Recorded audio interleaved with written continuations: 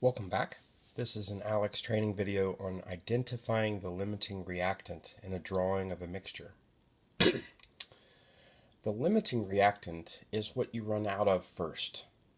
So if you're making peanut butter sandwiches and you have lots and lots of peanut butter, but you only have 7 pieces of bread, and it takes 2 pieces of bread to make one sandwich, you're going to have lots of peanut butter left, but you're going to run out of bread before you can make all the sandwiches that the jar would allow you to make.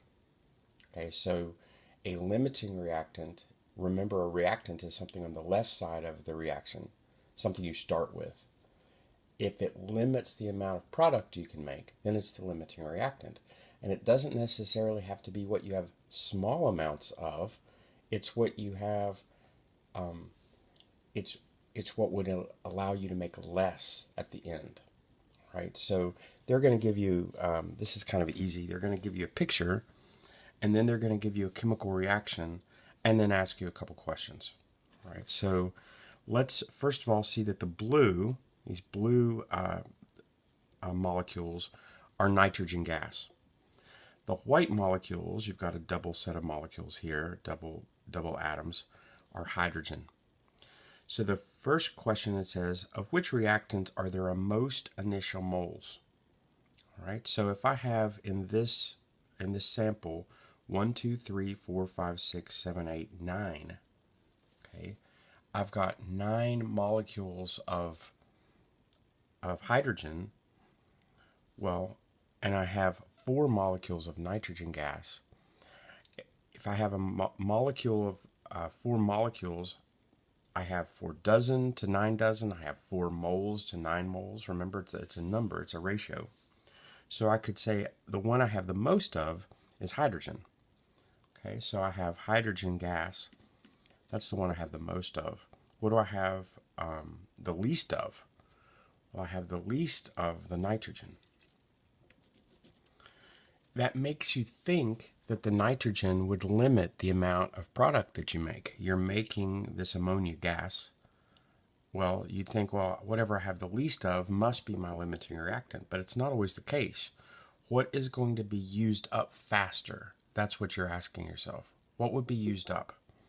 So this is saying, when I make a molecule of ammonia, I'm going to need 3 hydrogen molecules, 3 hydrogen atoms, and 2 atoms of the nitrogen, or one nitrogen to 3 atoms of hydrogen. I'm sorry, don't look at the 2. Just here's a molecule of ammonia.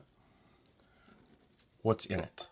There are 3 hydrogens and 1 nitrogen. Okay. Well, so let's start making molecules. Okay.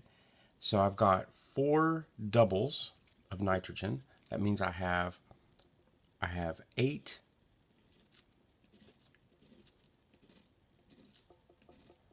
nitrogen atoms. Okay, but I'm going to be needing 3 for every one of those 8. Okay, so let's start using them up. There's 1, 2, 3. Okay, so I'll just put an H3 here. Here's 1, 2, 3. So I've got an H3 there. 1, 2, 3. There's an H3.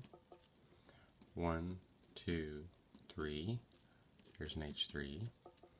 1, 2, 3. There's an H3. And I don't have enough for the next. So I have plenty of nitrogen. I have enough nitrogen to make 8 of these. But I don't have enough hydrogen to do it. Okay, so what I am using up first, the one that's being used up before I use up the rest, is the hydrogen. The hydrogen, in this case, is the limiting reactant. So it's not always going to be the one you have the least of, it's the one that's used up first. So in our formula, we're using lots of hydrogen to make a molecule. Even though I've got a lot of hydrogen at the beginning, that is used up fast because I need so much of it to make one molecule. I only needed 1 of these to make a molecule, and I had plenty of that even though I started with less nitrogen. So this is just to give you an idea of the idea of limiting, the limiting reactant, and then we'll play with more with it later.